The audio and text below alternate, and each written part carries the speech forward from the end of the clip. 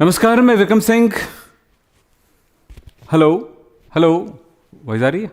चलिए एक मिनट। ठीक।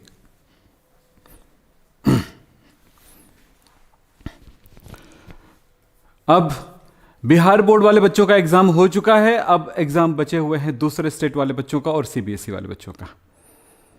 अब सवाल यह है कि क्या हम रिवीजन करें या फिर हम फिर से रिस्टार्ट करें, पूरी तैयारी पढ़ाई स्टार्ट करें नए साल की, कि रिवीजन करें? तो बताइए, आप क्या चाहते हैं? रिवीजन करना चाहते हैं, चैप्टर वाइज रिवीजन करना चाहते हैं, कि क्या चाहते हैं? बताइए, उसके अनुसार हम पढ़ाई शुरू करेंगे। फिलहाल मैं चैप्टर 2 को लेकर चल रहा हूं। चैप्टर 1 को तो आप कई बार रिवीजन कर चुके होंगे और मैं करा भी चुका हूं। तो क्या आप सब चाहते हैं कि रिवीजन करना चाहते हैं? सबको हाय हेलो। और यहां पर जो बच्चे आए हुए हैं उनके नाम ले लेता हूं, कुछ बच्चों का। इंदल चौहान, आशीष यादव, विशाल, प्रकाश, मुकुल, हरबन और पठान साहब, और है हमारे पास सुजीत, आकाश, अभिजीत, अभिषेक, अखिलेश, पाटिल। ओके, तो चलिए बेटा, क्या करना चाहते हैं वो बताइएगा। बिल्कुल आपके लिए होगा, आपके अनुसार हम डिजाइन करेंगे क्लासेस। आप क्या चाहते हैं? Sir revision. Yes sir, yes sir, revision. Okay, हाँ सर, चैप्टर वाइज चाहिए। ओके, चैप्टर वाइज आप रिवीजन चाहते हैं तो चैप्टर 2 से स्टार्ट करते हैं। हम शॉर्ट रिवीजन करते रहेंगे और बातों को समझते रहेंगे। अब बताइए, इनमें से कितने बच्चों ने इस चैप्टर को पूरा पढ़ा है जो मैंने आपको पढ़ाए हैं? उस वीडियो को देख करके आपने नोट्स बनाए हैं। जिन बच्चों ने उस वीडियो को देख करके पढ़ा है उनको तो बहुत अच्छे समझ में आएगा, और जिन बच्चों ने अपने तरफ से, अपने किसी टीचर से या किसी ऑनलाइन क्लास से या किसी भी तरह से पढ़ा है, उनको भी समझ में आएगा। लेकिन जिन बच्चों ने नहीं समझा अभी तक, उनको क्या करना पड़ेगा? उनको जा करके उस वीडियो को देखना पड़ेगा, उस चैप्टर की वीडियोज़ को पढ़ना पड़ेगा, जिससे वो सीख सकें। तो मैं ये कह रहा हूँ कि क्या आप पढ़ना चाहते हैं, इस चैप्टर को रिवाइज करना चाहते हैं, कुछ सीखना चाहते हैं? यदि हाँ, तो बिल्कुल मेरे साथ बने रहिएगा। चैप्टर 2 है क्लास 12 का, chapter 2 board examination. Chapter 2 board examination के लिए आपको लिए चैप्टर 2 विलियन यानी कि सॉल्यूशन का रिवीजन मैं करा रहा हूं आपको। एक रिवीजन मेरे साथ हर चैप्टर के साथ होना है, तो सब आप तैयार रहिएगा। और मेरे क्लास में बहुत सारे स्टूडेंट आए हुए हैं, सारे स्टूडेंट को बोलूंगा वेलकम, और मेरे साथ हमेशा वेलकम रहा करिए, हमेशा आया करिए, और जल्दी से लाइक कर दिया करें। देखें, हाँ जी, स्मिथ, राहुल, ज्ञान भंडार और प्रीतम, भारती, सत्यम राजपूत, वेरी गुड, बहुत पहले से मेरा स्टूडेंट है स्टूडेंट। तो जितने बच्चों ने पढ़ा है वो उनको बिल्कुल समझ में आएगा। बस एक रिवीजन, शॉर्टकट रिवीजन मैं दे रहा हूं। जहां पे नहीं समझ में आएगा मुझे जरूर बताइएगा। तो चलिए हम थोड़ी बात करते हैं। यहां पे मैं बोर्ड ओपन कर लेता हूं जब तक। हाँ जी, तो आप अपनी अपनी बात बताएं जब तक मैं कुछ बच्चों का नाम यहां पर जो, हाँ, मैंने नहीं पढ़ा है। अविनाश यदु कह रहे हैं, अविनाश यदु कह रहे हैं कि मैंने नहीं पढ़ा है। तो बेटा मैं आपको कहूंगा कि उस वीडियो को जब देखेंगे तभी आपको पूरी बातें समझ में आएगी। अन्यथा यहां पर तो भाई शॉर्टकट है, शॉर्टकट में मैं कितना समझा पाऊंगा और कितना आप समझ पाएंगे? आपको बात समझ में आ रही होगी, है ना? और कौन है भाई? और कौन है भाई? बहुत ईमानदारी से बताओ, अच्छी बात है।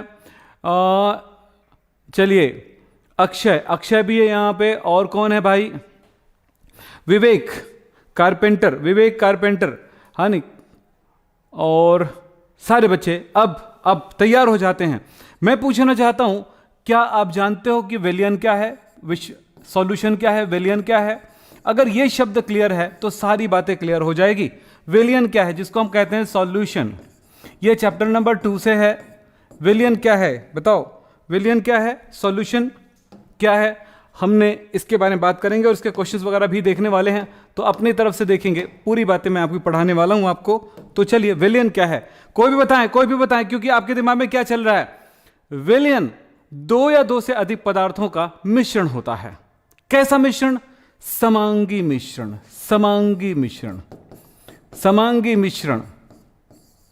होमोजेनस मिक्सचर, समांगी मिश्रण, होमोजेनस मिक्सचर। 2 या 2 से अधिक पदार्थों के समांगी मिश्रण को हम विलयन कहते हैं। याद रखेंगे, बोलते जाना है बेटा, कुछ भी आप नोट करते जाना और बोलते जाना। अपनी कॉपी ओपन करके रखिए। तो परिभाषित करते समय क्या बोलेंगे? दो या दो से अधिक पदार्थों के समांगी मिश्रण को विलयन कहते हैं। दो या दो से अधिक पदार्थों के समांगी मिश्रण को विलयन कहते हैं। हो गया। अब यहां पर दो पदार्थ हो तब क्या होगा, है ना? तो यहां पर एक बात ध्यान रखना, विलयन में दो घटक होते हैं। घटक, कंपोनेंट, दो घटक होते हैं। कौन कौन सा? एक घटक कहलाता है विलायक और दूसरा घटक कहलाता है विलेय। लिखते जाना बेटा अपनी कॉपी में। विलायक, विलायक सॉल्वेंट, विलेय सॉल्यूट। ये दो शब्दों का उपयोग करते हैं हम। साइंस में इस शब्द का क्या महत्व है, किस तरह से हम इन शब्दों को डिफाइन कर सकते हैं? देखो, विलयन के वे घटक जिसकी, अच्छा मैं यहां पर एक बात और बोल, इसको ए से डिनोट करेंगे बेटा, इसको बी से डिनोट करते हैं। हम सॉल्यूशन की बात कर रहे हैं, जो कैसा सॉल्यूशन है? जिसमें दो घटक है, द्विघटकीय विलयन। कैसा विलयन? Binary solution, binary solution, binary solution, द्विघटकीय विलयन। द्विघटकीय विलयन किसको बोलेंगे? जिसमें दो ही घटक हो। पानी और शक्कर का विलयन क्या कहलाएगा? द्विघटकीय विलयन कहलाएगा। पानी और नमक का विलयन द्विघटकीय विलयन कहलाएगा। पानी और अल्कोहल का विलयन क्या कहलाएगा? द्विघटकीय विलयन कहलाएगा, बाइनरी सॉल्यूशन। अब मैं कह रहा हूं कि पानी में अल्कोहल है और एसीटोन घुला हुआ है, तो क्या होगा? वो कहलाएगा त्रिघटकीय विलयन। पानी में एसिटिक एसिड है और अल्कोहल है, त्रिघटकीय विलयन यानी ट्राइनरी सॉल्यूशन। तो सॉल्यूशन हम लोग पढ़ रहे हैं बाइनरी सॉल्यूशन, और पूरा ये चैप्टर जो है बाइनरी सॉल्यूशन के लिए है। तो एक घटक को विलायक और दूसरे घटक को विलेय कहा जाएगा। एक कंपोनेंट को विलायक, दूसरे कंपोनेंट को विलेय कहा जाएगा। बिल्कुल क्लियर दिमाग में आ रहा है ना? आएगा, बहुत सारी बात आपके दिमाग में आएगा, ध्यान से देखते जाइएगा। ठीक है। अब दो प्रकार के घटक हो गए हमारे पास। एक कहलाएगा विलायक। अब विलायक को परिभाषित कैसे कहेंगे? तो भैया जिसकी मात्रा अधिक होती है, विलयन के वे घटक जिसकी मात्रा अधिक होती है, अधिक मात्रा में होती है, ज्यादा मात्रा में होती है, और जिसकी मात्रा कम होता है उसे विलेय कहा जाएगा। बस इतना ही डेफिनेशन हो गया। सॉल्यूशन क्या है, विलयन क्या है, आपको क्लियर हो गया। विलयन क्या है? समांगी मिश्रण है। द्विघटकीय विलयन को कहते हैं, दो घटक है, ए और बी से मिलकर बना होगा, तो एक विलायक और एक विलेय कहलाएगा। जो ज्यादा है वो विलायक कहलाएगा, जो कम है वो विलेय। क्या है? जो ज्यादा है वो विलायक और कम है वो विलेय कहलाएगा। बिल्कुल सिंपल सी परिभाषा। इतनी ही बातों में आपके दिमाग में सब कुछ बैठ जाएगा। विलायक को ए से, विलेय को बी से डिनोट करते हैं। हम लोग यहां पर इस विज्ञान को सरल बनाने के लिए, सारे बच्चों को पता है कि यहां पर कुछ संकेतों का उपयोग किया जाता है। कुछ संकेतों का उपयोग किया जाता है। किन संकेतों का उपयोग किया गया है? ए, बी, डब्ल्यू, वी। ठीक है। इसी तरह से स्मॉल एन, इन और कैपिटल एम, इन संकेतों का उपयोग किया जाता है। अभी मैंने बताया ए क्या है? विलायक है। क्या बेटा? विलायक है, सॉल्वेंट है। बी क्या है? विलेय है, विलेय सॉल्यूट है। डब्ल्यू क्या है? द्रव्यमान है, मास है, वेट है, द्रव्यमान है। वी क्या है? आयतन है, वॉल्यूम है। बोलो, वॉल्यूम है। एन क्या है? मोल, मोल से डिनोट करेंगे। थोड़ा स्पीड चलना पड़ेगा भाई, रिवीजन कर रहे हो तो थोड़ा स्पीड चलना पड़ेगा। दिमाग में खटाखट खटाखट खटाखट आनी चाहिए। सर पार्टी कब होगी? जब आप बोलो, जब बोलो आप पार्टी कर देंगे। आप तो बोलो तो सही। और ये एम है, स्मॉल एम। स्मॉल एम क्या चीज है? स्मॉल एम जो, सॉरी कैपिटल एम क्या चीज है? और ये है अणुभार, आणविक द्रव्यमान, आणविक द्रव्यमान। इस तरह से हम आणविक द्रव्यमान,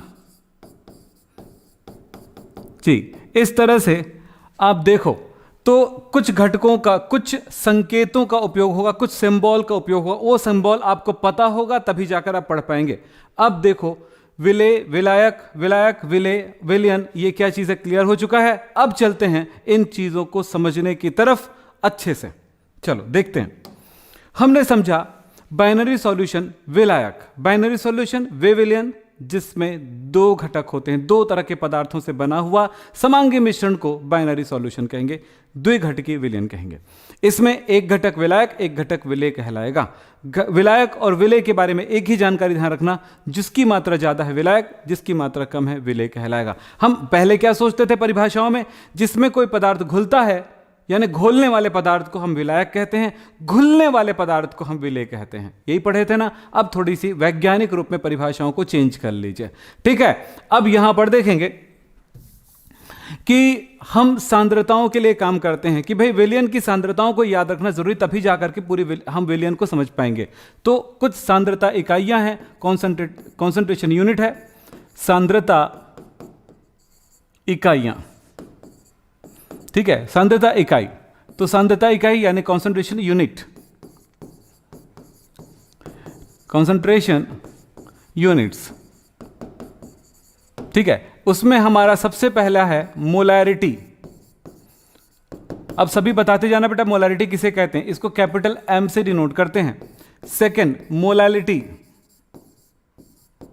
जो सबसे ज्यादा जरूरी है उसी चीज को पढ़ाने वाला, मोलैलिटी स्मॉल एम। फिर उसके बाद आप पढ़ोगे third number mole fraction, mole fraction, mole प्रभाज्य, मोल अंश, इसको एक्स से डिनोट करते हैं। फिर आप इसके बाद और भी पढ़ सकते हैं, वो है नॉर्मेलिटी, ठीक है। और इसके बाद होता है मास परसेंटेज, मास परसेंटेज। इसी तरह से वॉल्यूम परसेंटेज होता है, फिर होता है पीपीएम। ये कुछ चीजें हैं जो आपको जरूरत पड़ने वाली है आपको इस विज्ञान को समझने के लिए। अब बताइए कितने बच्चों को इन सब में प्रॉब्लम होता है, कोई बताएगा? हाँ, अभिषेक ने जवाब दे दिया है, 1 लीटर विलयन में उपस्थित विलेय के मोलों की संख्या को मोलरता कहते हैं। वेरी गुड, मोललता, मोलैलिटी। अच्छा, बहुत बढ़िया, बहुत बढ़िया। कितने बच्चे हैं जो इस सब का आंसर दे सकते हैं? 11th वाले भी बच्चे बता सकते हैं, 12th वाले बच्चे भी बता सकते हैं, क्योंकि 11th और 12th दोनों में ये टॉपिक है। तो मैं सबसे पहले सिंपल आपको बता दूं, कौन सा? मैं बताता हूं आपको सबसे पहले मोलरता। थोड़ा शांति से समझेंगे। मोलरता, मोलरता, इसको मोलैरिटी कहते हैं। कितने बच्चों को समझ में नहीं आएगा, नहीं आता, वो बताएं जरूर। तो क्या बोला गया है? एक, नोट कर लें बेटा, 1 लीटर विलयन में उपस्थित विलेय की मोलों की संख्या। मैं लिखा हुआ नहीं दे रहा हूं, क्योंकि मैं चाहता हूं कि आज आपको एक रिवीजन हो और मेरे सामने, आपके सामने दिमाग चले। क्योंकि जब तक लिखोगे नहीं, जब पेन नहीं चलाओगे, मेरे पास लिखा हुआ स्लाइड है, मैं स्लाइड नहीं दिखा रहा हूं आज, नहीं तो आपको विश्वास नहीं तो स्लाइड भी दिखा दे। तो मेरे पास सारे स्लाइड्स रखे हुए हैं, ये देखिएगा, आपको पूरे स्लाइड्स दिखा रहा हूं। देखो स्लाइड्स इसमें मिलेंगे आपको, पूरी परिभाषाओं के साथ पूरी चीज़ें मिलेंगी, देख रहे हो? तो ये सब चीज़ें मैं नहीं दिखाना चाहता हूं अभी, क्योंकि मैं चाहता हूं कि आप सब क्या करो, इनको यहीं पर सीखो। 1 लीटर विलयन में उपस्थित विलेय की मोलों की संख्या, मोलों की संख्या, विलेय की मोलों की संख्या को हम स्मॉल एन से दर्शाएंगे और एन बी कहेंगे उसको। विलेय की मोलों की संख्या, मोल को एन से दर्शाते हैं और एन बी मतलब बी का मोल, बी का मोल मतलब विलेय की मोलों की संख्या, एन बी से दर्शा रहे हैं। तो क्या हुआ? 1 लीटर में विलयन में उपस्थित विलेय की, 1 लीटर विलयन है, उसमें जितने विलेय की मोल खुले हुए हैं उसको उस विलयन की मोलरता कहते हैं। तो क्या कहेंगे? विलेय की मोलों की संख्या को विलयन की मोलरता कहते हैं, मोलरता कहते हैं, ठीक है। मैंने क्या बोला? 1 लीटर विलयन है, उसमें विलेय का जितने मोल खुला होगा उस विलयन की मोलरता कहलाएगी। तो चलो क्या होगा, तब हमारे पास फॉर्मूला, यहां पर डायरेक्ट फॉर्मूला बता रहा हूं एकदम आपको। यहां मोलरिटी को कैपिटल एम से दर्शाते हैं, हमने न्यूमेरिकल करने हैं, तो आप एक काम कर सकते हो, मोलरिटी ये हो गया into N B by V in litre होता है, यानी 1 लीटर, वी नीचे रहेगा मतलब 1 लीटर हो गया। तो 1 लीटर विलयन में उपस्थित विलेय की मोलों की संख्या। एक बात, इस फॉर्मूले को शॉर्ट में लिख दे, इसमें जहां पर आपको न्यूमेरिकल करने वाला फॉर्मूला बनाए तो एन बी, एन का मतलब जानते होगे आप सबको पता है, एन मतलब होता है डब्ल्यू बाई एम। यस, द्रव्यमान बटा अणुभार वो उसके मोल होते हैं। तो mole N B W B by M B, ये फॉर्मूला का हो गया ये रूप, और ये हो गया इनटू वी।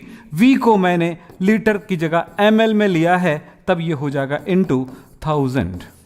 ये हो गया फॉर्मूला, ये हो गया फॉर्मूला। सारे बच्चों को फॉर्मूला याद है जी?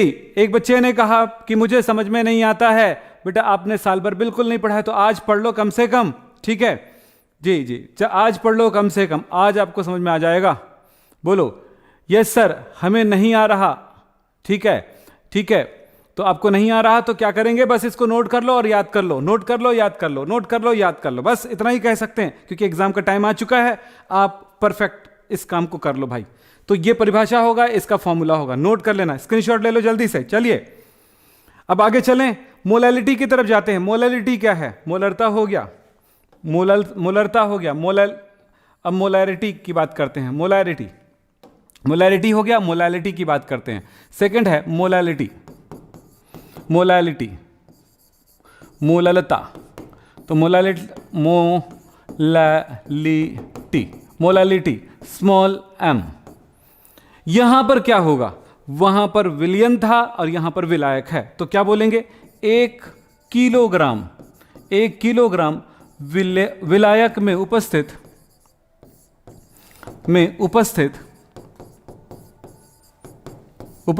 विलेय की मोलों की संख्या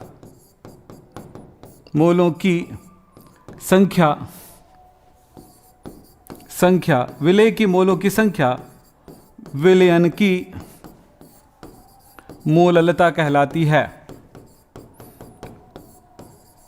नोट कर लो, बिल्कुल सिंपल सा परिभाषा है। मैंने क्या कहा, 1 किलोग्राम विलायक है। विलायक हमने कितना लिया, विलायक जल लिए, जल में हमने क्या लिया, जितना विलेय घोलेंगे, विलेय की मोल घोलेंगे, क्या बोलेंगे, जितना विलेय का मोल घोलेंगे 1 किलोग्राम विलायक में।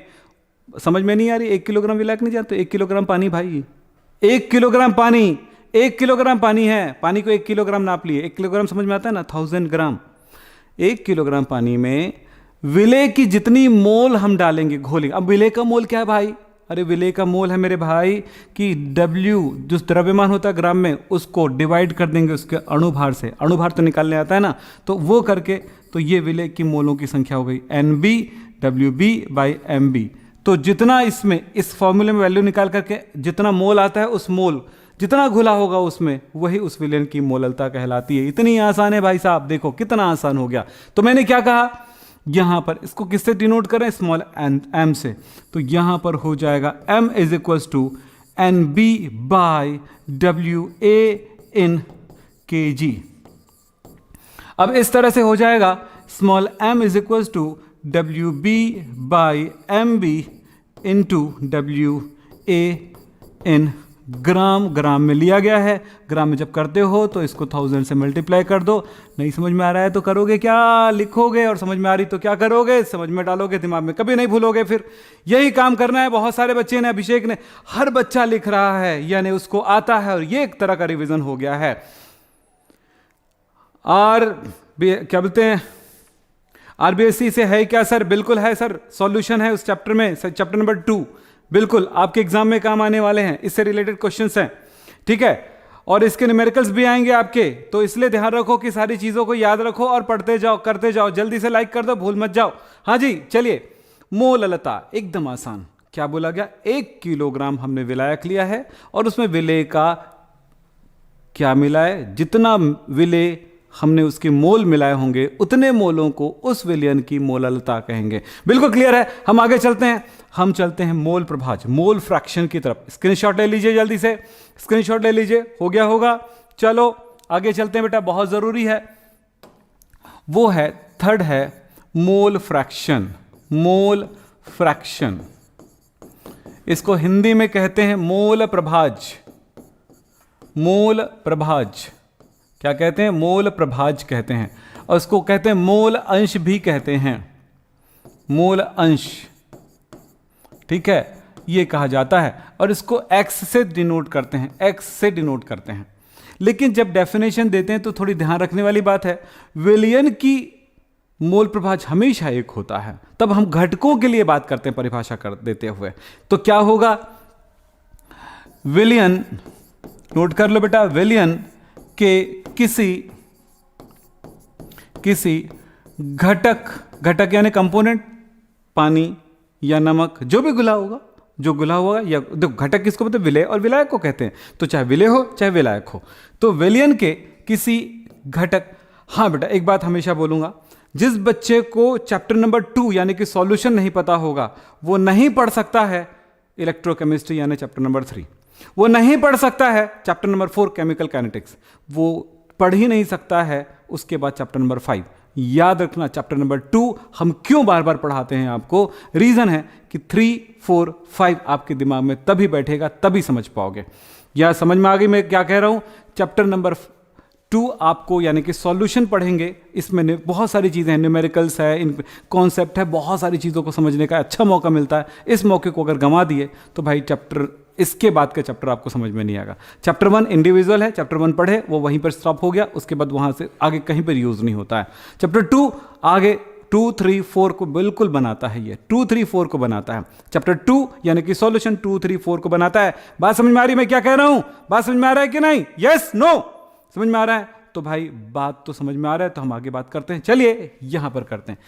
विलियन के किसी घटक का मोल प्रभाज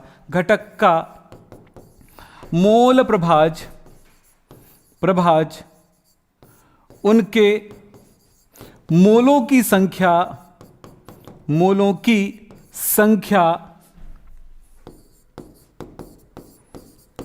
तथा विलियन के कुल मोलों की संख्या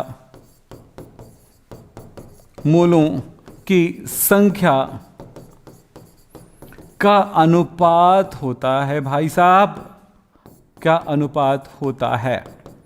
बात समझ में आ गया होगा। अगर मैं यहां पर कहूं घटक ए का मतलब होता है, विलायक का मोल प्रभाज, तो ए का मोलों की संख्या स्मॉल, इसको Na मतलब, N मतलब मोल होता है, A मतलब विलायक। यस, आपको पता है ये बात। तो विलायक की मोलों की संख्या तथा कुल मोलों की संख्या तो होगा Na प्लस NB, कुल मोलों की संख्या। यस, विलायक के मोलों की संख्या तथा कुल मोलों की संख्या का अनुपात हमने लिखा है यही, ये इसके क्या कहलाएगा? मोल प्रभाज कहलाएगा। अब यहां पर और बातें करें, इसको दूसरे तरह से भी लिख सकते हैं भाई। हम इसको क्या लिख सकते हैं? यहां पर इसको शॉर्ट में लिखें तो XA भी लिख सकते हैं। तो हमारे लिए क्या होगा? XA is equal to NA by, यहां पर NA प्लस NB, या NXA इज इक्वल टू क्या लिख सकते हैं? NA बाई सिग्मा N, यानी कि कुल मोलों की संख्या। सिग्मा में क्या होगा? अगर वो ट्राइनरी कंपोनेंट हुआ तो ABC, तो Na सिग्मा N का मतलब क्या हुआ? Na plus NB plus NC। Yes, यही तो होगा। तो आपने देखा ये फॉर्मूला हो गया। अब मैं घटक B की बात करूं तो बेटा कैसे लिखूंगा? घटक B की मोल प्रभाज is equal to XB is equal to XB is equal to NB by NA plus NB। तो इस तरह से विलियन का मोल प्रभाज जिसको हम X से डिनोट कर दें तो ये हो जाएगा XA प्लस XB होगा। और आप समझो यहीं पर कुछ बड़ी बातें, क्या ये कि हमेशा ये वैल्यू होता है 1, यानी कि XA plus XB is equal to 1, या X is equal to 1, X is equal to X plus XB, XA plus XB, ये होता है। तो ये हुआ मोल फ्रैक्शन। तो कुल मोलों की संख्या किसी भी विलयन का हमेशा 1 होता है। ठीक है, तो ये है मोल प्रभाज। क्या आप लोगों को नॉर्मलता समझना है, नॉर्मेलिटी समझना है, या रिवीजन करना है? अगर हाँ बोलो तो पढ़ा दूंगा, नहीं तो मुझे जरूरत नहीं लगती कि इस चैप्टर में मुझे जरूरत है। सिर्फ न्यूमेरिकल करने के लिए नॉर्मलता की जरूरत है। बाकी इस चैप्टर में जो जरूरत पड़ती है अलग अलग टॉपिक को समझने के लिए वो है मोलैलिटी और मोल फ्रैक्शन की जरूरत पड़ती है। बताइए, अगर आप बोलेंगे समझना है तो मैं समझा दूंगा, मुझे कोई तकलीफ नहीं है। आप बोलो जरूर, ठीक है। नॉर्मलता समझना है बेटा, समझ लो, कोई परेशानी नहीं है, कोई बड़ी चीज नहीं। हाँ कि ना? Yes no? हाँ जी। सूरज, फजला, प्रियंका, आदित्य, साजन, अशोक, जय। हाँ जी, क्या बोल रहे बेटा? नहीं, जिसको नहीं समझना है कोई बात नहीं समझना है बोलो। यस ज्यादा है कि नहीं ज्यादा है? नो ज्यादा है कि यस ज्यादा है? यस ज्यादा है। तो जो ज्यादा होगा, भाई लोकतंत्र है तो उन्हीं की बात सुनेंगे जिनकी वोटिंग ज्यादा रहती है। बोलो सही है। तो मैं समझा देता हूं नॉर्मलता, नॉर्मेलिटी, नॉर्मेलिटी कैपिटल एन, इसको नॉर्मेलिटी कहते हैं, नॉर्मेलिटी कैपिटल एन से डिनोट करते हैं। यहां पर परिभाषा होगा तो कहा जाता है 1 लीटर, परिभाषा लिख लो, 1 लीटर विलियन में, 1 लीटर विलियन में उपस्थित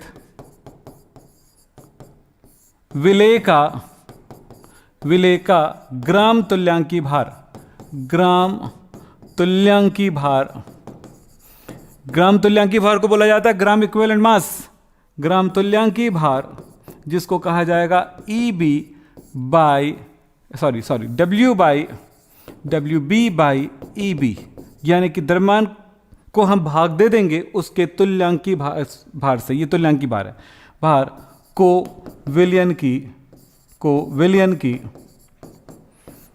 की नॉर्मलता कहते हैं, नॉर्मलता कहते हैं। ठीक है, ये होता है भाई। अब इसमें हम बात करेंगे, सीधे से फॉर्मूला लिख रहा हूं, नॉर्मलिटी इज इक्वल टू होगा, यहां पर मोल लिखते थे ना, W बाई एम, यानी WB बाई एम बी लिखते थे ना, वही चीज़ें हम यहाँ पर लिखने वाले हैं, WB बाई एम बी नहीं, यहाँ पर EB होगा इन 2000 बाई V इन ml, ये फॉर्मूला। तो इतना तो कम से कम आपको पता होना चाहिए ताकि नॉर्मलता के लिए कोई फॉर्म कुछ क्या कर सकें जी। ठीक है, ठीक है। तो ये हो जाता है, ठीक है। तो चलें,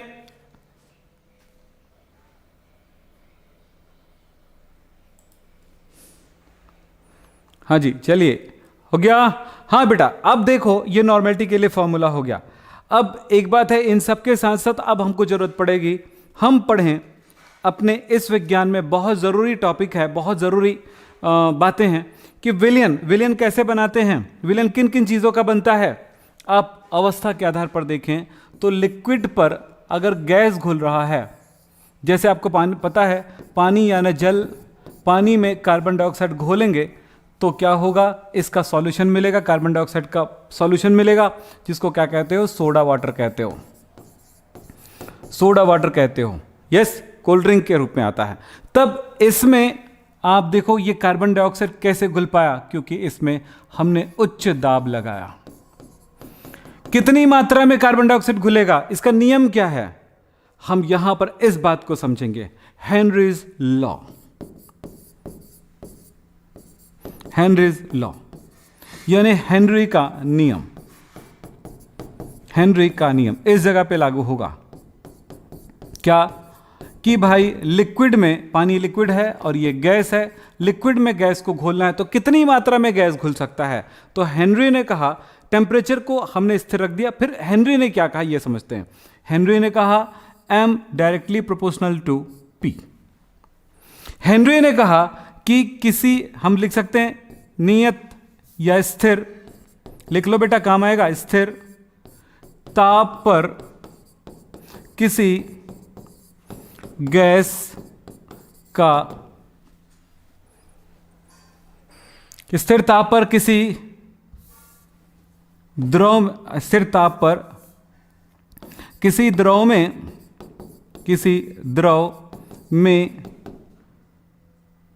घुले हुए गैस की मात्रा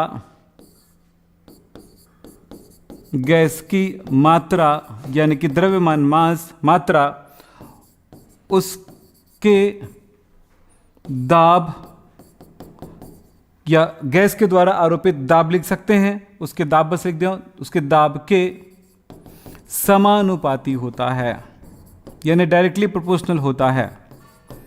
चलिए, होता है, यस, कितना आसान है देखो, यानी जितना ज्यादा दाब लगाओगे उतनी मात्रा घुलेगा। तो हमारे पास हो जाएगा m इज इक्वल टू के पी। m क्या है, मास है, द्रव्यमान है, गैस का द्रव्यमान कितनी मात्रा में घुला हुआ है, जितना आपने प्रेशर लगाया। यहां पर इस चीज को दूसरे रूप में भी लिखा जाएगा, दूसरे तरह से भी लिखा जाता है। तो हम इसके लिए, या हेनरी का नियम इस तरह से भी आता है, मोल प्रभाज के आधार पर, किसी गैस का मोल प्रभाज, गैस के मोल प्रभाज को मैंने x माना और उस पे आरोपित दाब, उसके वाष्प दाब यानी गैस का वाष्प दाब, तो ये गैस की मात्रा को मैंने यहां पर गैस को हमने चलो a नहीं लिखा तो हमने लिख दिया x is directly proportional to p लिख दिया हमने। तो इस जगह पर हमारे पास क्या होगा, x क्या है, मोल फ्रैक्शन है किसका, गैस को हमने b से लिखा, तो जितनी मात्रा में गैस, गैस को b माना ना, विलेय है, गैस विलेय है तो विलेय को हमने b माना तो गैस को b माना, तो विलेय की या गैस की मोल प्रभाज यहां पर क्या क्या है पता है, यहां पे बता देता हूं, कोई बच्चा पूछा मुझसे, यह है गैस का द्रव्यमान, गैस का मास, गैस का द्रव्यमान, ये गैस का द्रव्यमान है। दूसरा P क्या है, गैस द्वारा आरोपित दाब, गैस द्वारा द्रव पर जितनी दाब लगाई जाती है आरोपित दाब ये कहा जाता है। और K क्या चीज है, एक स्थिरांक है जो समानुपाती स्थिरांक है। ठीक है, यहां पर आते हो तो XB is equals to K और PB।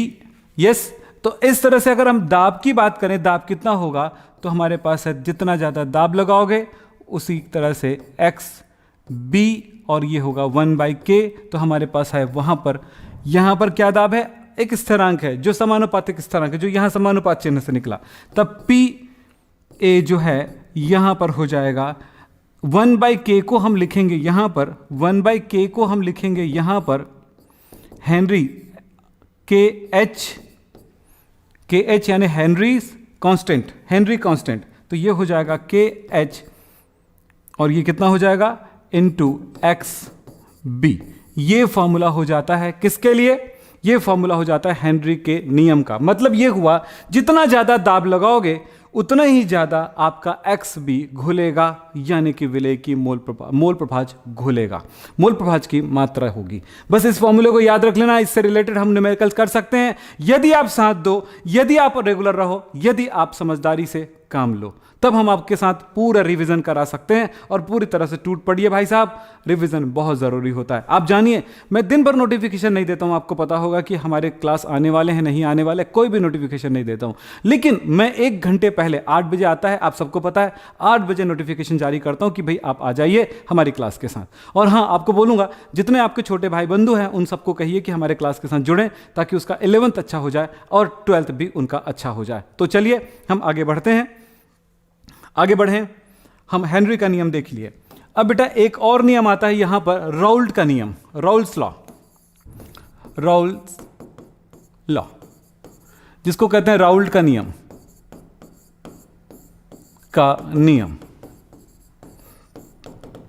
राउल्ट का नियम क्या है, राउल्ट का नियम कहता है कि कोई भी विलेय है, ठोस विलेय है जो द्रव विलायक में घुल रहा है, वो कितनी मात्रा में घुली हुई है, उसके साथ हमारे पास उसके वाष्प दाब का पर क्या प्रभाव पड़ता है, उनके बारे में बात करते हैं। चलिए यहां पर थोड़ा सा समझेंगे। ये वाष्प दाब का नियम है, किसका, किसके लिए है, वाष्प दाब, वेपर प्रेशर। फिलहाल एक बात बताना चाहूंगा, वाष्प दाब क्या होता है। आपने एक बॉटल में कोई लिक्विड भर दिए हो और उसका ढक्कन लगा दिए हो, और अगर आप चाहो तो यहां पर दाब मापी आपने लगा दिया है, दाब मापी आपने लगा दिया, उसमें उसका पिन जो है बिल्कुल 0 पर रहेगा पहले। फिर थोड़ी देर बाद देखेंगे कि इसमें से कुछ वाष्प निकलने लगता है और उसकी बूंदें भी यहां पर नजर आने लगती है, लेकिन उस टाइम तक आप देखोगे कि ये जो सुई है थोड़ी आगे बढ़ जाती है। फिर थोड़ी देर बाद और देखते हैं कि भाई और ज्यादा वो आगे बढ़ गई, लेकिन एक जगह पे जाने के बाद वो रुक गया। क्या हो रहा है कि ये द्रव की ये जो बूंद, ये द्रव जो है अब वो वाष्प में परिवर्तित हो रही है, यानी लिक्विड जो है वो गैस में परिवर्तित हो रही है। लिक्विड जो किस में परिवर्तित हो रही है, गैस में परिवर्तित हो रही है, और इस तरह से एक निश्चित प्रेशर लगा रही है इस पात्र पर।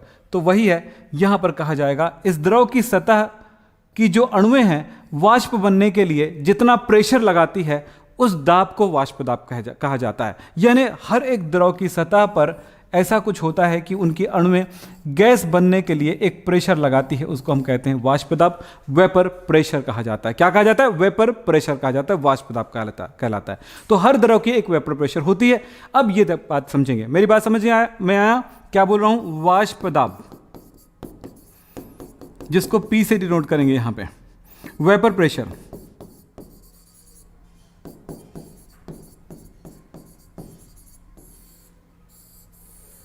वाष्प दाब क्या होता है?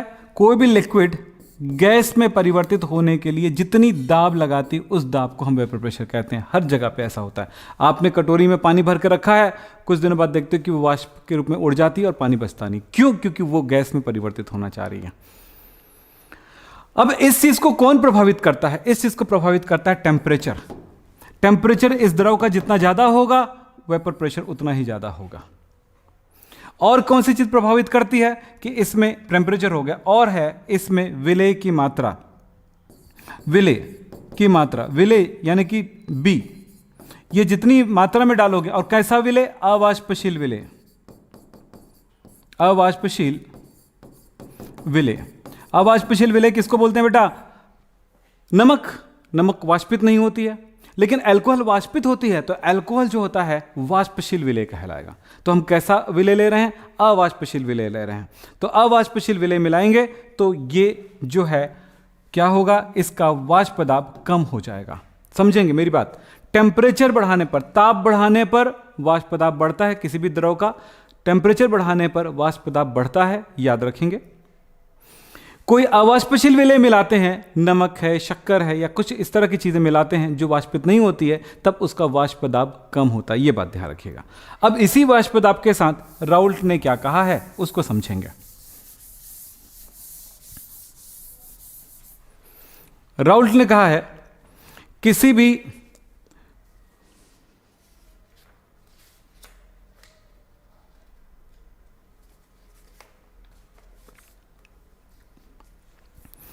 भी द्रव का वाष्प दाब उनके मोल प्रभाज के समानुपाती होता है। राउल्ट ने कहा PA directly proportional to XA।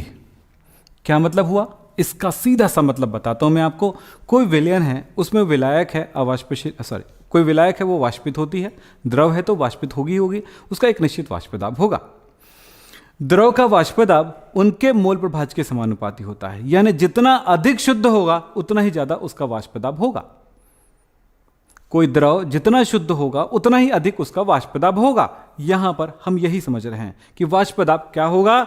जल्दी से लाइक कर दें ताकि आगे बढ़ें। तो यहां पर यह बोला गया, तब हम यहां पर परिभाषित करेंगे। क्या परिभाषित करेंगे?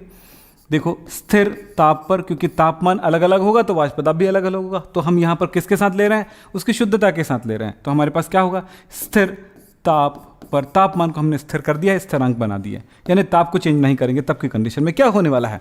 तो स्थिर ताप पर किसी अवाष्पशील, नोट कर लो बेटा, किसी अवाष्पशील विलेय युक्त विलयन का वाष्प दाब, विलयन का वाष्प दाब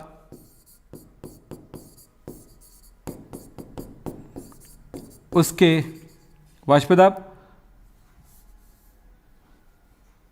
विलायक के मोल प्रभाज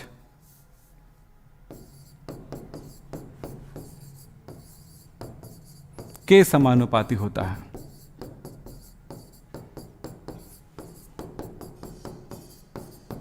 विलयन का वाष्प दाब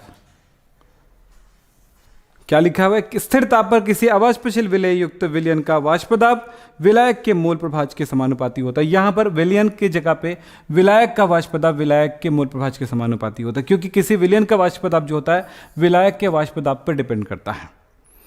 अगर दोनों वाष्पशील हो तो दोनों पर डिपेंड करेगा। सिर्फ एक है वाष्पशील और एक है अवाष्पशील, तब सिर्फ इस पर डिपेंड करेगा। फिलहाल ये बातें कॉम्प्लिकेटेड हो गया है। आसान तरीके से बता दूं कि हम यहां पर शॉर्ट में लिखें तो क्या लिख सकते हैं? हम ये सरल तरह से लिख सकते हैं ये चीज, विलायक का वाष्प दाब उसके मोल प्रभाज के, किसके? विलायक के मोल प्रभाज के समानुपाती होता है।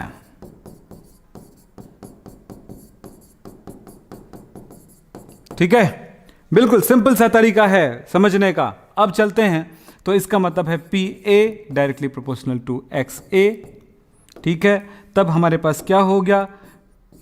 ए is equal to K X A formula हो गया हमारा। अब एक चीज जान लीजिए, यदि ये विलायक शुद्ध है तब क्या होगा, यदि विलायक शुद्ध है, शुद्ध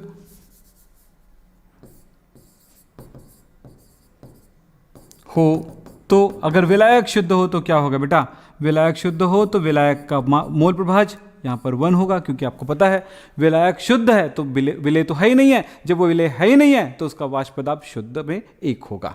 अब यहां पर बात हो गई पी ए, तो उसका शुद्ध अवस्था में वाष्प पदार्थ होगा, उसको मान लेते हैं पी नॉट ए। तो अब इस फॉर्मूले को हमने इस समीकरण को पहला माना, तो समीकरण 1 में मान रख देते हैं भैया, मान रख दें, रखने पर क्या हो जाएगा बेटा, P A is equal to, P A का वैल्यू कितना हो गया, पी ए का वैल्यू हो गया पी नॉट ए, और के के वैल्यू के है और एक्स की वैल्यू 1 है, तो कितना हो गया, के बराबर हो गया, के इज इक्वल टू हो गया पी नॉट ए। के का वैल्यू हो गया पी नॉट ए के बराबर, तो समीकरण 1 में हमने के की वैल्यू रख दें, तो समीकरण 1 में के का मान रखने पर क्या होगा, बोलो, के का मान हमने इसमें रखा तो क्या होगा, P A is equal to, K की वैल्यू क्या है, बन गई है पी नॉट ए बन गया है, इनटू एक्स ए हो जाएगा। यहां पर हमें कुछ चीजें सीखने को मिला है कि किसी भी विलायक या किसी भी घटक का जो के जो होता है, कांस्टेंट जो होता है, वो उसके शुद्ध अवस्था का वाष्प पदार्थ होता है। इस नियम में जो ये स्थिरांक होता है वो क्या होता है, शुद्ध विलायक की स्थिति में जो उसका वाष्प पदार्थ होगा, शुद्ध विलेय की स्थिति में जो वाष्प पदार्थ होगा वही उसका कांस्टेंट होता है। तो कांस्टेंट को पता चल गया। दूसरी बात ये भी पता चल गया कि जितनी ज्यादा उसकी सांद्रता होगी उस घटक का उतना ही वेपर प्रेशर होगा। अब इतनी तो बातें क्लियर हो गया है। अब इस जगह पर आप क्या कर सकते हो, या अगर हमारे पास विलेय भी है तो पी बी वो भी उसमें वाष्पित होने की क्षमता है, तब क्या होगा, P A P naught A X A होगा, sorry P naught B X B होगा, क्योंकि हमने घटक बी लेकर के भी चल रहे हैं। ये हो गया। इस बेस पर हमारे पास एक ग्राफ बनेगा। इस ग्राफ को थोड़ा समझ लेते हैं। चलिए, राउल्ट के नियम के अनुसार एक ग्राफ हम कर सकते हैं। ग्राफ ना समझ में आए तो भी कोशिश करिएगा थोड़ा सा समझाने की, क्योंकि मैं थोड़ी कोशिश करता हूं आपको समझाने की, बहुत ज़्यादा नहीं, क्योंकि यहां पर ज़्यादा मतलब टाइम नहीं है, क्योंकि हम रिवीजन कर रहे हैं। यस, प्रीति, पवन, रणधीर, चलिए अंशु, हाँ जी बेटा, मुस्कान, साहनी, यस, चलो आशीष आ जाओ बेटा। देखो, हमने पढ़ा है, यहां पर मोल प्रभाज के परिवर्तन को देखेंगे। एक काम करता हूं, मैं इसको सीधा सीधा थोड़ा ऊपर कर देता हूं। हमने क्या क्या सीखा है उसको मैं आपको बताता हूं। चलिए, हमने क्या क्या सीखा है बेटा। यहां पर P A directly proportional to X A, इसका मतलब क्या हमने समझा है, P A is equal to P naught A X A. और हमने क्या सीखा अभी, P B directly proportional to X B, या हमने समझा है P B is equal to P naught B X B. इतना सीखा है ना हमने। और इसी चीज को हमने यहां पर ग्राफ में बना लेते हैं। चलिए, मान लेते हैं ये ग्राफ में हम दो चीजों को लेकर चल रहे हैं। ये एक्स एक्सिस में हम ले लेते हैं मोल प्रभाज में परिवर्तन को, इस तरफ हम ले लेते हैं, देखो वहां पर हमने क्या मोल प्रभाज को लिया बेटा, यहां पर लेंगे हम वाष्प दाब को। अब आपको कितने बच्चों को समझ में आएगा, यह बात डिपेंड करता है कि यह बात कितना समझते हैं। भैया आप फिजिक्स जानते हो तो बात समझ में आती है, फिजिक्स को समझने की कोशिश करते हो तो बात समझ में आती है। अगर फिजिक्स में भी कमजोर हो तो फिर प्रॉब्लम क्रिएट हो जाएगा। ऐसा नहीं है कि केमिस्ट्री में पढ़ते समय, याद रखना चैप्टर 1 2 3 4 तक तो आप फिजिक्स ही पढ़ते हो, आप 12th में, याद रखो। अब एक बच्चा बोलता है सर मुझे केमिस्ट्री के नाम से ही केमिस्ट्री समझ में नहीं आती, फिजिक्स समझ में नहीं आती। तो ऐसा कुछ नहीं भैया जी, आप अपने दिमाग को सही तरह से रखोगे तो हर चीज समझ में आती है। बस ध्यान रखिएगा, आपको समझना है। चलो आगे चलते हैं। ये वाष्प दाब है, वेपर प्रेशर, जिसको पी से डिनोट कर रहे हैं। मैं यहां पर इस बिंदु में कुछ चेंजेस करूंगा। मैं कह रहा हूं कि इस तरफ विलायक ए है और इस तरफ विलेय बी है शुद्ध अवस्था में। जब विलायक इस जगह पे शुद्ध अवस्था, यहां से मोल प्रभाज को परिवर्तन में लेता हूं। मतलब ये समझो, मैंने पानी लिया, इस जगह पर शुद्ध अवस्था में। मैंने उसमें थोड़ा सा नमक मिलाया तो इस तरफ चले गई। जैसे जैसे मैं इस तरफ जाता हूं तो नमक मिलाते जा रहा हूं, मिलाते जा रहा हूं, मिलाते जा रहा हूं, नमक इतनी मात्रा में हो गई कि पानी की मात्रा नगण्य हो गया। तो इस जगह पर क्या ज्यादा है? इस जगह पर ज्यादा है पानी और इस जगह पर ज्यादा है, पूरी तरह शुद्ध है विलेय। तो चलिए मैं यहां पर कह रहा हूं कि XA जो है 1 है, इसका मतलब है कि A पूरी तरह शुद्ध है। जब A पूरी तरह शुद्ध रहता है तो आपको यह पता है, जब ये पूरी तरह शुद्ध है तो इसकी वैल्यू P0A मिलता है। हमने थोड़ी देर पहले डिराइव किया था। तो ये शुद्ध अवस्था में इसका वाष्प दाब मिल रहा है P0A। देख रहे हैं, A शुद्ध है तो उसका वाष्प दाब उच्चतम है। ये जब सबसे ज्यादा है तब उच्चतम है। लेकिन जैसे से आगे जाते हैं एक समय ऐसे आता है कि XA की वैल्यू 0 है, यानी कि उस जगह पर भाई विलायक है ही नहीं है, पूरी तरह शुद्ध है B। अब समझो जितना ज्यादा है ये उतनी ही ज्यादा ये है, तो इसका वाष्प दाब उतना ही ज्यादा है। जैसे जैसे हम B मिलाते जाते हैं इसकी मात्रा कम होती जाती है और इसकी मात्रा कम होने के साथ साथ ये भी कम होती जाती है। जब हमने इसको मिलाते गए ये कम होती गई। तो ग्राफ कैसे जाएगा बेटा जी? ग्राफ ऐसे जाएगा, ग्राफ ऐसे चला गया। ऐसी छोटी छोटी बातें समझें तो इस तरह से ये ग्राफ किस पॉइंट को दर्शा रहा है? PA = P0A XA को दिखा रहा है। चलिए दूसरी बात, XB थोड़ा ऊपर करता हूं। XB = 1 है, मतलब B पूरी तरह शुद्ध है, जबकि इस जगह पर ये बिल्कुल 0 है।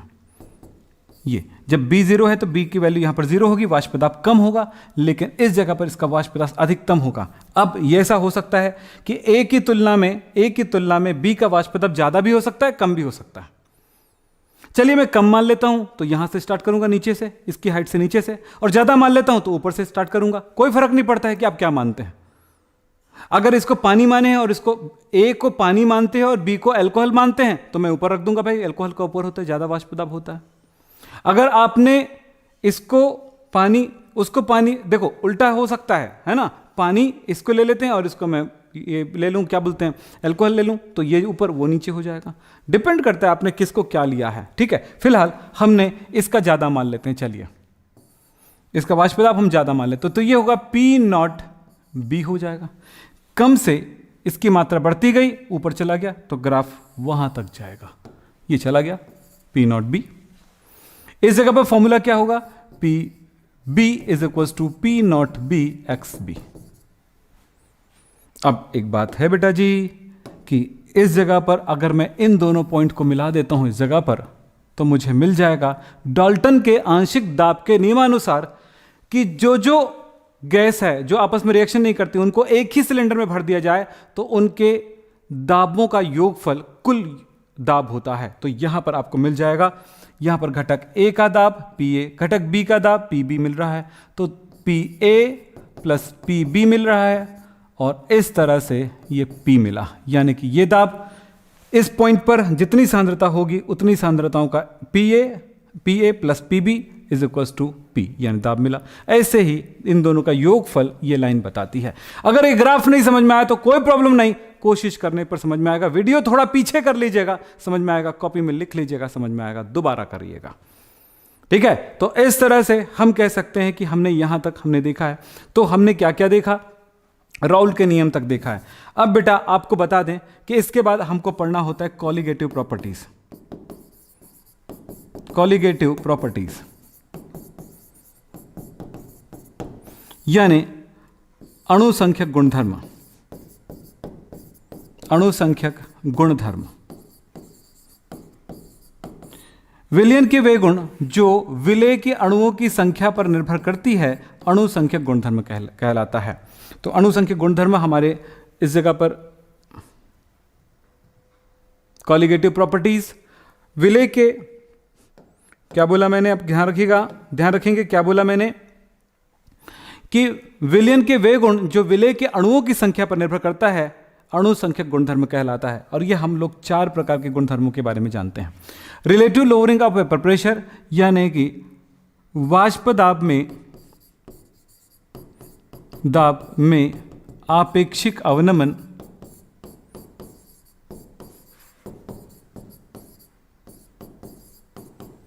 दूसरी बात होगी बॉइलिंग पॉइंट एलिवेशन यानी कि क्वथनांक उन्नयन।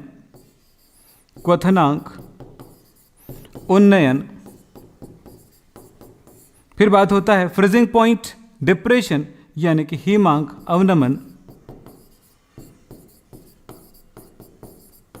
और इसके बाद है ऑस्मोटिक प्रेशर। ऑस्मोटिक प्रेशर को हिंदी में क्या बोलते हैं? परासरण दाब। अब डिपेंड करता है बेटा आप इन सब कुछ चीज़ों को समझना चाहते हो कि नहीं समझना चाहते हो। इन सब के बारे में बातचीत करेंगे और साथ में हम बात करेंगे आदर्श विलयन आइडियल सॉल्यूशन और अनादर्श विलयन। ये सब बातें आपके एग्जाम में कोई ना कोई पॉइंट आपको क्लिक करेगा, एग्जाम में आएगा। यहां पर कोई नियम नहीं है कि मैं इस चीज को पूछूंगा इस चीज को नहीं पूछूंगा, या ये आएगा एग्जाम में कि ये नहीं आएगा।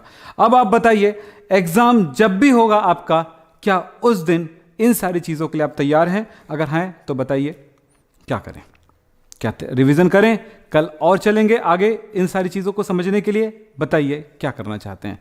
यदि हां तो मैं इसको तैयार करा दूंगा, आपको समझा दूंगा, सिखा दूंगा। आप पे डिपेंड करता है कि आप सीखना चाहते हैं कि नहीं, क्या चाहते हैं बताइए। जी, नेहा पांडे, पंकज जी, क्या चाहते हो? नीतू, इस चैप्टर को खत्म करो, इस चैप्टर को खत्म करो बोला, यानी कि अब ये आगे पढ़ना चाहते हैं आप, तो एक काम करते हैं, न्यूमेरिकल कराएंगे ऑल। ओके, आप चलिए, तो आप पूरी तैयारी से आइएगा, जितना मैंने पढ़ाया उसको करके आइएगा। मोलरता, molarity, molality, normality, mole fraction और रॉल्स लॉ और हेनरीज लॉ, इन सबको पढ़ के आइएगा। फिर आपको बताऊंगा कॉलिगेटिव प्रॉपर्टीज, और इन चीज़ों को बस एक एक बार देख के आइएगा। मैं फटाफट इनको कराऊंगा, फिर न्यूमेरिकल्स के बारे में बताऊंगा कि हर एक चीज़ों का एक एक न्यूमेरिकल्स मैं करा दिया करूंगा। लेकिन आपको होना जरूरी है, आपको समझना जरूरी है।